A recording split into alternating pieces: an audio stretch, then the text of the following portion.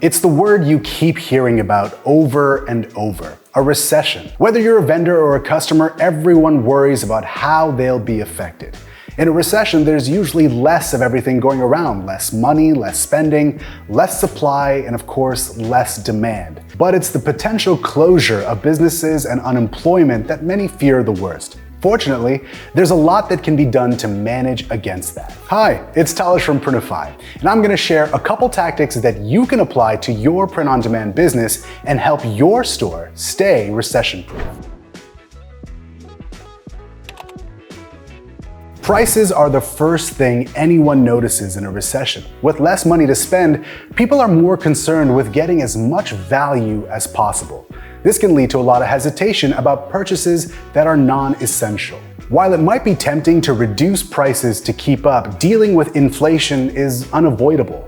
With suppliers also raising prices, you're left with fewer and fewer options.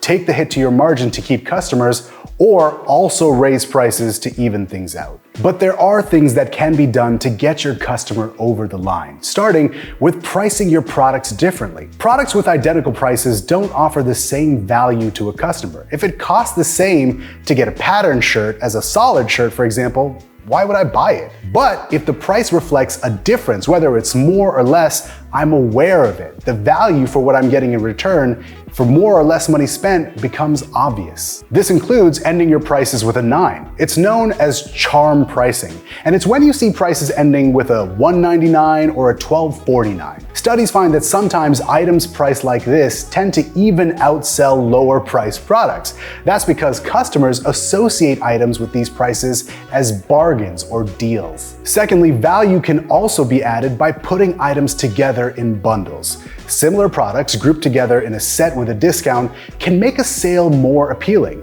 They also have the added benefit of cross-selling items customers hadn't considered before. So when trying to keep those sales steady in a recession, think value first. All the worst aspects of a recession boil down to one thing: uncertainty. After all, a recession isn't exactly the best time to play fast and loose with your cash. So giving a sense of certainty with your products is important, which is why there are a few ways to help your customer feel confident about their purchase. Start with a clear return or exchange policy for your items. Getting stuck with an item that doesn't work out is one of the perils of online shopping. But being clear about what options are available to them can go a long way. Whether you can take care of shipping costs or offer a refund, it can all help to close a sale. The same goes for adding a sizing chart when it comes to clothing.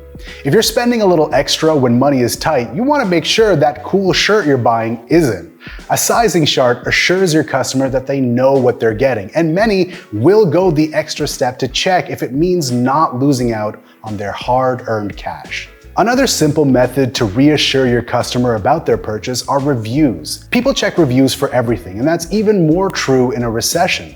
Viewing feedback from other customers verifies what they want to know about a product, so doing the extra work to gather some reviews can be really helpful, whether it's how big or small something runs or if it simply met expectations. Building confidence in any way for your customer reduces risks for them and increases sales for you.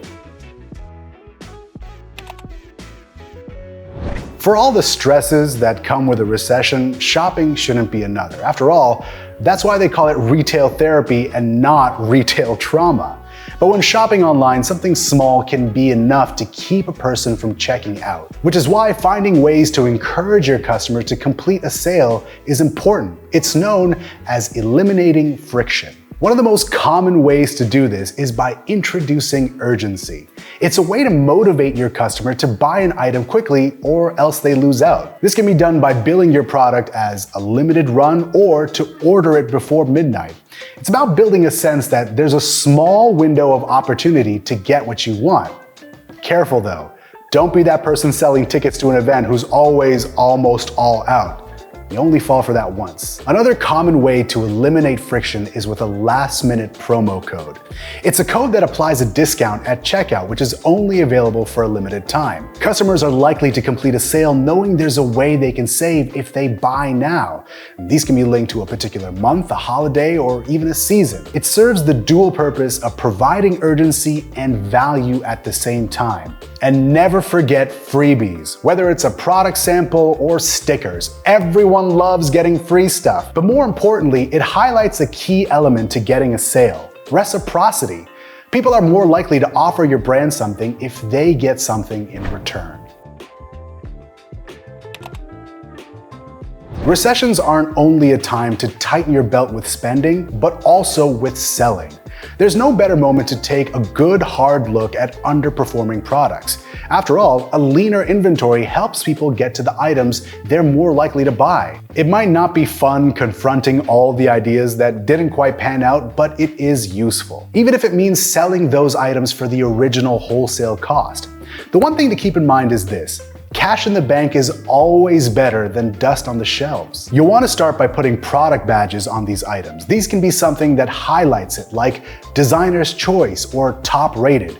It's a way of bringing extra attention to the item that makes it worth considering. You can also put social proof badges that are time or product sensitive. For example, putting a only 2 left badge or nearly gone badge to add some urgency. Another method to consider is to try categorizing these items together. The most common example of this you'll see in most stores is a sales section, but with a little creativity, you might end up with better results. Try using another attribute like eco-friendly or the perfect gift. It's all just another way to bring more attention to the products that need it. The key thing to remember about a recession is that you have to be adaptable. People change, and so does what they want for their money. So it's important to be extra aware of what niches and trends are driving customers.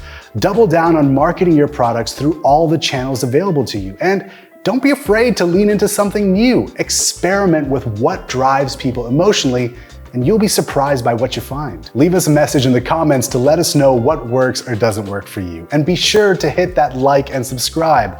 We're always happy to keep learning and help you find success with print on demand.